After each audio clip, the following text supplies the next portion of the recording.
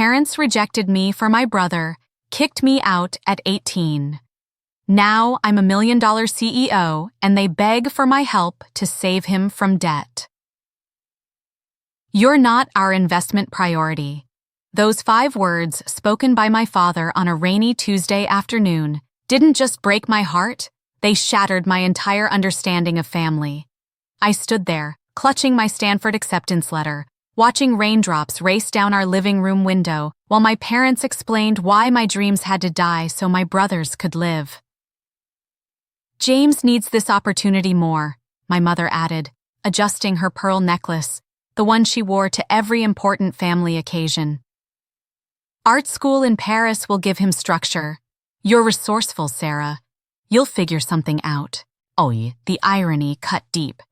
I was 17, ranked 3rd in my class of 500, with a full-ride scholarship covering 80% of Stanford's computer science program. My brother James, sprawled on our Italian leather couch playing Call of Duty, had barely graduated high school with a 2.1 GPA.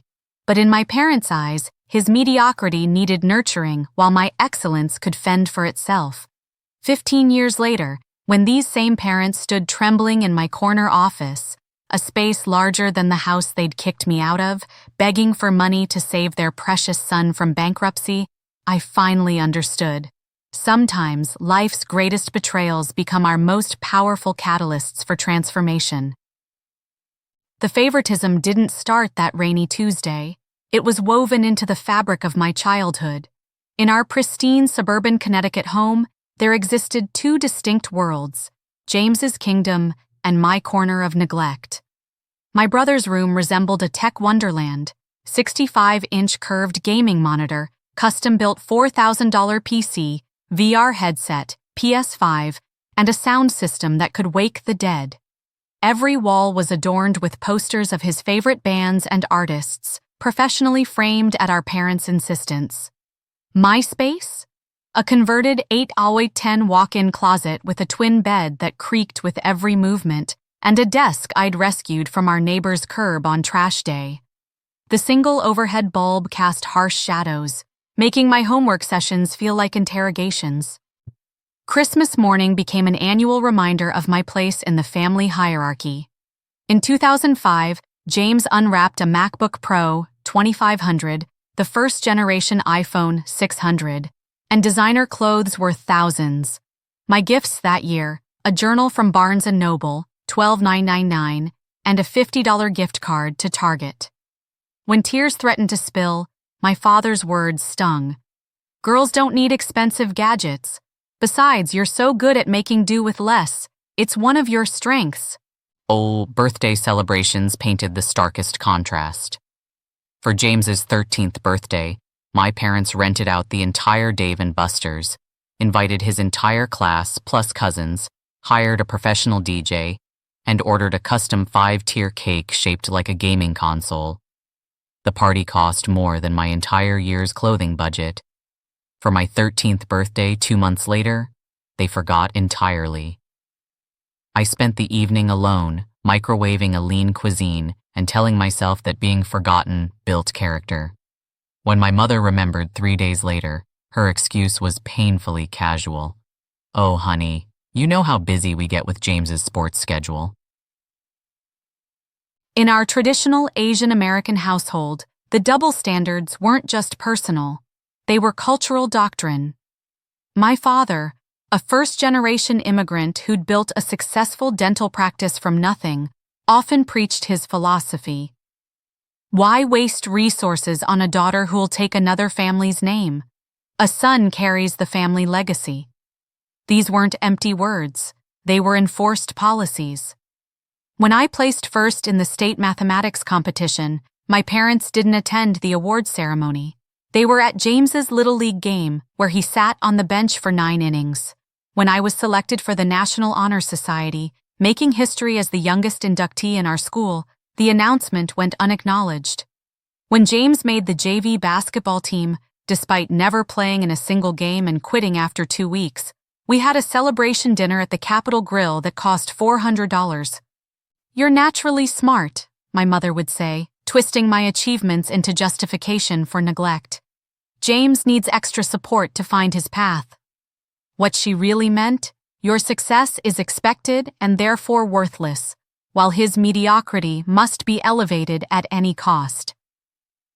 The college funding conversation exposed the raw, ugly truth of my position in the family. I'd spent 3 years juggling multiple jobs, tutoring elementary students in math, babysitting for 3 neighborhood families, and working weekend shifts at Starbucks from 5 a.m. to 2 p.m. Every dollar was saved for college applications and SAT prep.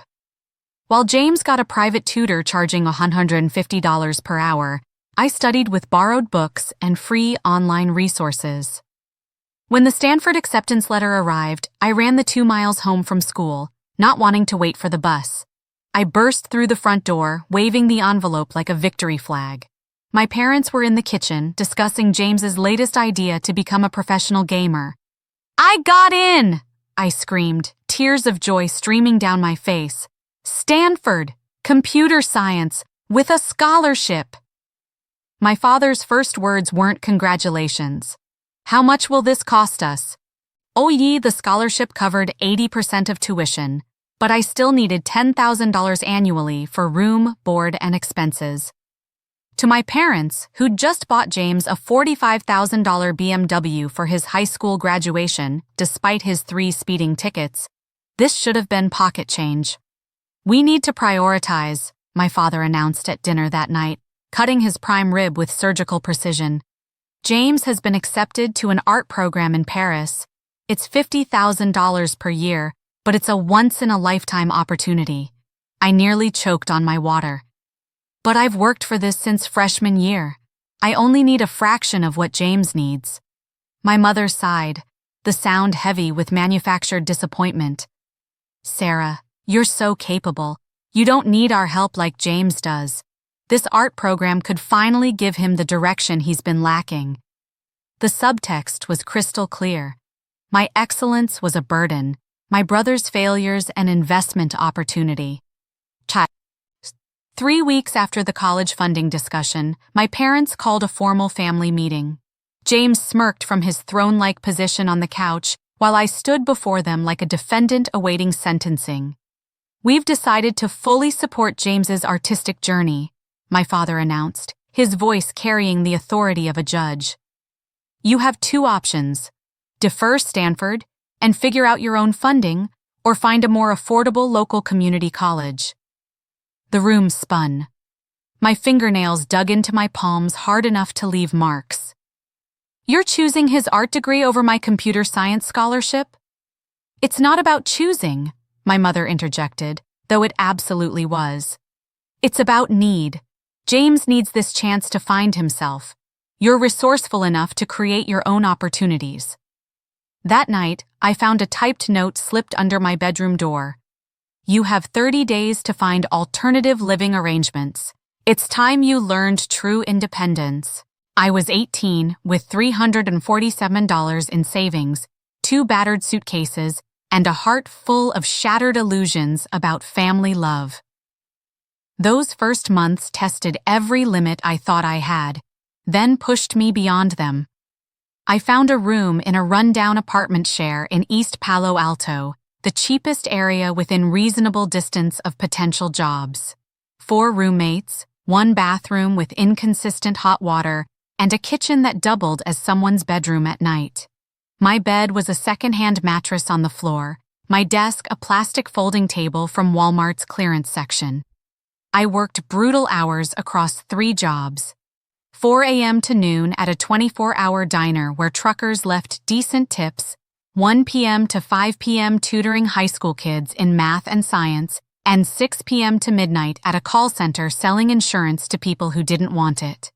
Sleep became a luxury I rationed like expensive chocolate, 4 hours if lucky, 2 if not.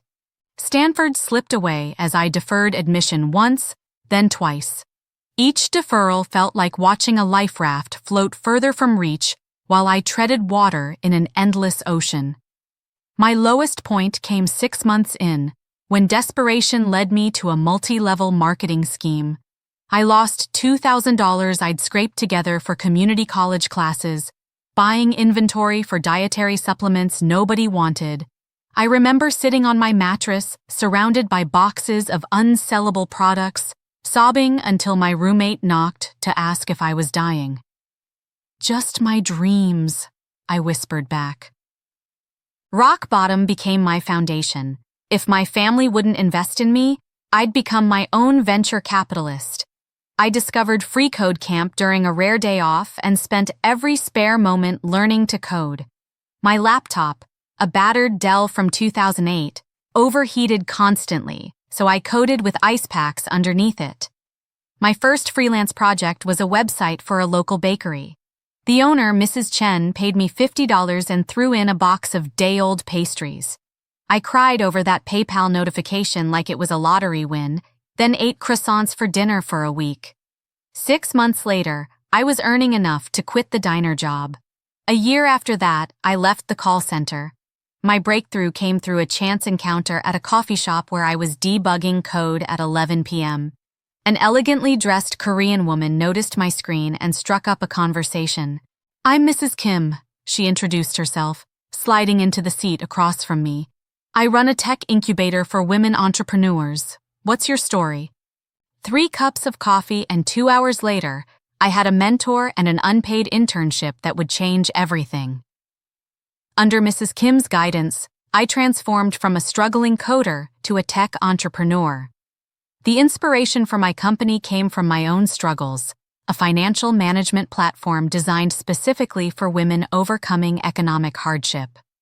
"Your pain is your product," Mrs. Kim advised during one of our late-night strategy sessions.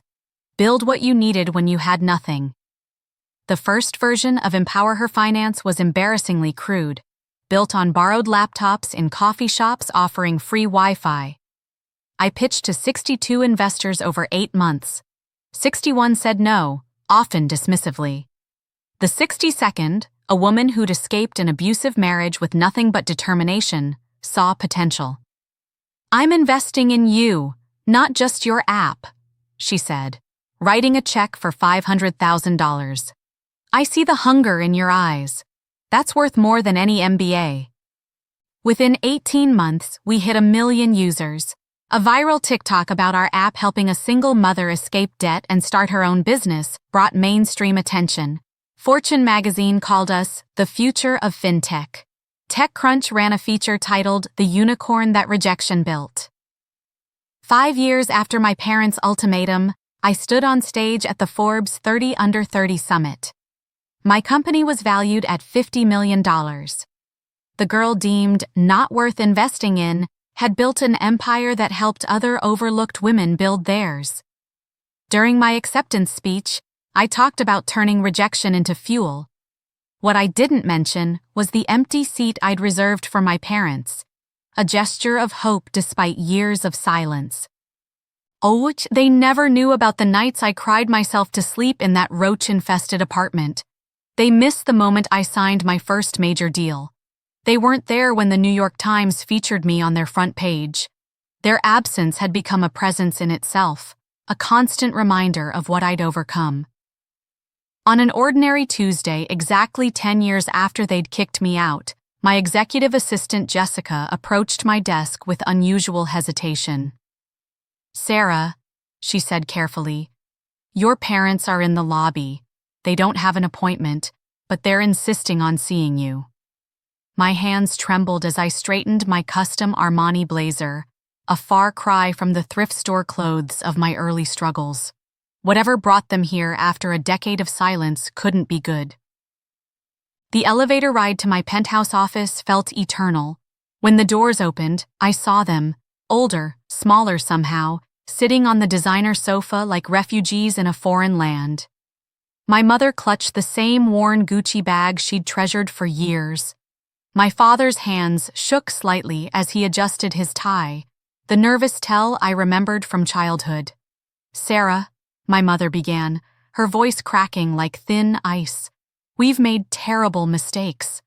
I settled into my chair, maintaining the CEO poker face I'd perfected during countless negotiations. "I'm listening." "James, he's in trouble," my father continued, looking anywhere but at me. His art gallery failed. He owes $2 million to some dangerous people. The audacity stunned me. After 10 years of silence, they came seeking money for the golden child who'd squandered every opportunity. "Why should I help?" I asked, my voice steady despite my racing heart. "Because we're family," my father said, the same man who'd preached that family owes nothing to each other. Before I could respond, the door burst open. James stormed in, his entitled aura unchanged despite the desperation in his eyes. Time hadn't been kind. His designer clothes couldn't hide the paunch of indulgence or the lines of failure etched on his face. "You're rich now," he declared without preamble. "Family takes care of family." I pulled up an archived email on my phone. My father's response when I'd begged for $500 to repair my laptop for coding classes. "Independence builds character. We can't always bail you out." "I learned independence," I said quietly, "just like you taught me." "I'll help," I announced, watching hope bloom on their faces. "But there are conditions." James would start in my company's mailroom, earning his way up like every other employee. My parents would attend workshops on gender bias and family dynamics. Most importantly, they would publicly acknowledge their favoritism at our next family gathering. "This is humiliating," James protested, his face reddening. "No," I corrected, steel in my voice. "Humiliating is being told you're not worth investing in. Humiliating is being kicked out at 18 with nothing but a suitcase. This is accountability." James stormed out, slamming the door hard enough to rattle the modern art on my walls. My parents, for the first time ever, looked truly broken. "We thought we were securing our legacy through James," my mother whispered, tears flowing freely now. "Instead, we lost our daughter and created a son who can't stand on his own." Today, my company has helped over 3 million women achieve financial independence. Every success story reminds me that our worth isn't determined by others' inability to see it. My parents eventually apologized publicly at a family reunion. The room fell silent as my father admitted, "We failed Sarah in every way parents can fail a child." Our favoritism toward James wasn't just unfair, it was destructive to both our children. We're rebuilding our relationship slowly, with therapy and carefully maintained boundaries. James refused my terms and hasn't spoken to me since. He still believes I stole his rightful support and posts bitter rants about me on social media. The greatest irony? The favoritism meant to elevate him became his downfall, while their neglect forged my unbreakable strength. Sometimes the greatest gifts come wrapped in rejection. Have you ever been the invisible child? The overlooked daughter? The sibling told to sacrifice your dreams for another's mediocrity? Drop a, if you've lived this pain. Share your story in the comments. The most powerful one will be featured in our next episode. And don't miss part 2, where I reveal what happened when James tried to hack our company servers for revenge. The security footage and his failed attempt to steal our client database will shock you. Remember, your worth isn't measured by your family's ability to see it. Sometimes being overlooked is the universe's way of preparing you for something bigger than you ever imagined. Tag 3 friends who need this reminder today. Like and subscribe if you believe that rejection can be redirection, and that the best revenge isn't just success. It's helping others rise from the same ashes that forged you.